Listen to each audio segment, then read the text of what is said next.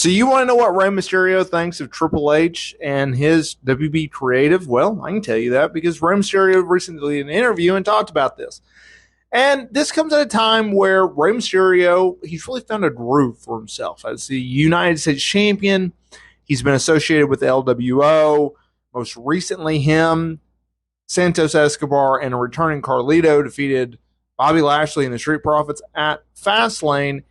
And WB Creative right now is interesting because we've gone through this transition where it has gone from Vince McMahon, then he had his hush money scandal, to Triple H taking over. And in the summer of 2022, Triple H, he took over creative from his father-in-law. His father-in-law took a hiatus from WB, walked away, retired, whatever you want to call it, before forcing his way back in January of 2023. And then things got weird because he forced himself back. Then he started making remote creative changes. Then the post WrestleMania episode of Raw, he went in there and started just barking orders. And then he stepped back once again with Triple H taking over creative for the most part and running things the way he wanted to, while Vince McMahon made remote changes. Eventually, WB got sold to Endeavor, or acquired rather, with the new company being merged between WB and UFC into the TKO Holdings Group. So, in 2023, October 2023, what does Rey Mysterio think of WB Creative? Well, on the MMA Hour, Rey discussed this. He said he was part of the roster, so he understands what we do and go through. And I don't think they could have picked a better person to take that role. He's been incredible. And I agree. Triple H has done a tremendous job. He proved back when he was booker of the NXT brand that he could do this. And he was a real guy that could do it. Think about the transition that NXT has undergone. They have undergone from a developmental show to a pure indie federation, the black and gold brand. And then that died away really in 2020 during the pandemic. They rebranded it as NXT 2.0. And then it became another developmental show again.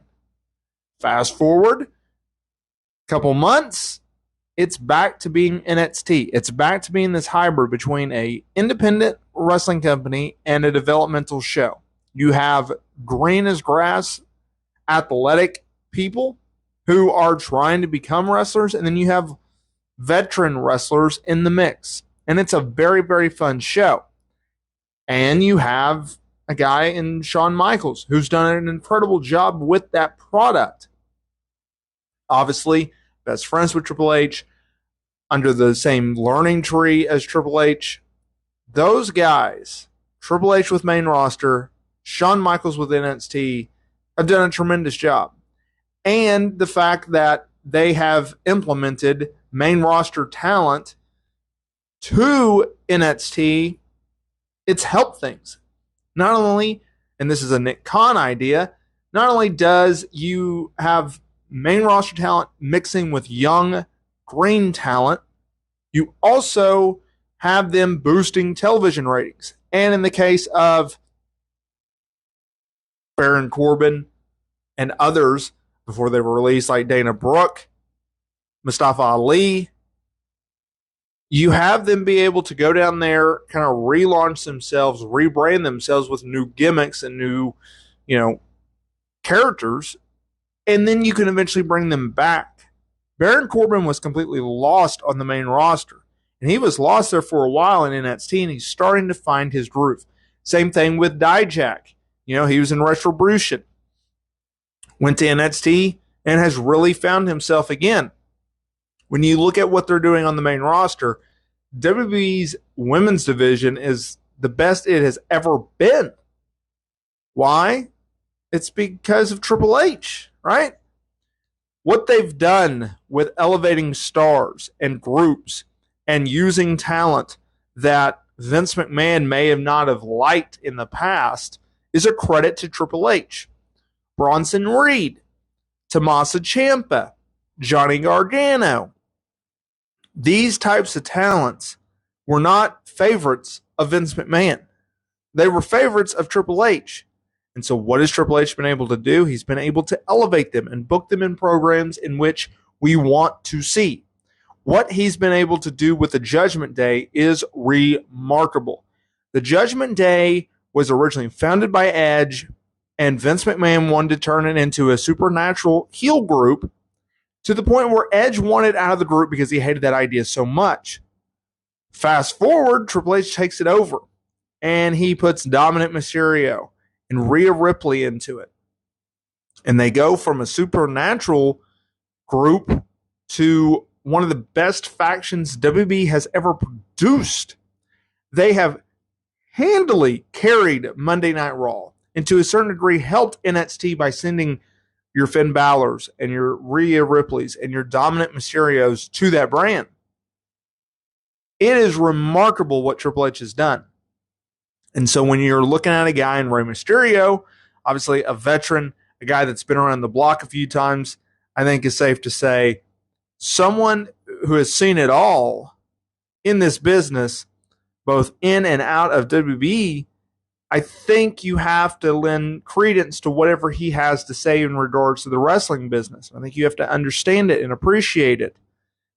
Rey Mysterio is one of those guys that people can not only learn from in the ring and what he can do inside the ring, but also someone that you can learn outside of the ring because he has a mind for the business and he's been around for so many decades.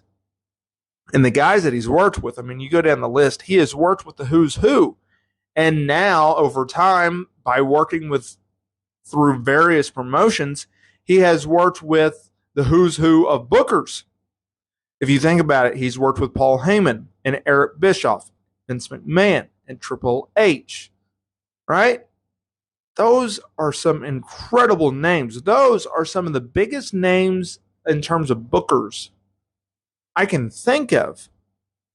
And obviously, you go back in time, you can as well, but like, what they're doing right now, thank God that Vince McMahon, for now, is out of the quote-unquote weeds, out of WB Creative, because when Triple H was put in charge, everyone rejoiced. And when he was essentially the idea of him losing power of overseeing creative, a lot of people, including myself, were quite sad because we knew what the product could have been and what we will get with a Vince McMahon in charge. And now that the roles have been reversed yet again, it makes me optimistic of where they can go. And I think WB, from a business standpoint, is in a great, great place. They're financially on fire. They're doing record sellouts everywhere they go. Their television ratings are up. The buzz is up. The interest is up. There's so much positive around this company now. And by continuing to have Triple H lead the charge in creative is a great, great thing. We just got to enjoy it while we can, because whenever Vince McMahon is, as long as Vince McMahon, this is the way I look at it, as long as Vince McMahon is alive, you can never rule him out of coming in and trying to screw up creative. And it's not like he does it on purpose. He thinks he's making things better, but most of the time he's not.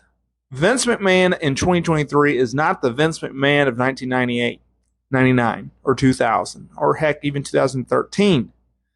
No, he's a different guy, and you got to be really careful with that. And so Triple H, a much younger guy, he can much more relate to talent, way more than Vince McMahon could. Not only due to age, but the fact that he's done it all in this business, and he's done it at a high level for a long period of time and as a main eventer. And some people will like him and some people won't as a worker, but I think you at least have to respect and understand what he brings to the table as a booker. And to me, that is just fantastic when it comes to looking at the future 5, 10, 20 years down the line for WBE at a time where there's been a little uncertainty with the whole merger and Vince McMahon and everything going on. You can count on Triple H giving you a solid product. And I think that's what he brings to the table more than anything, and something that you should focus on more than anything: solid ground.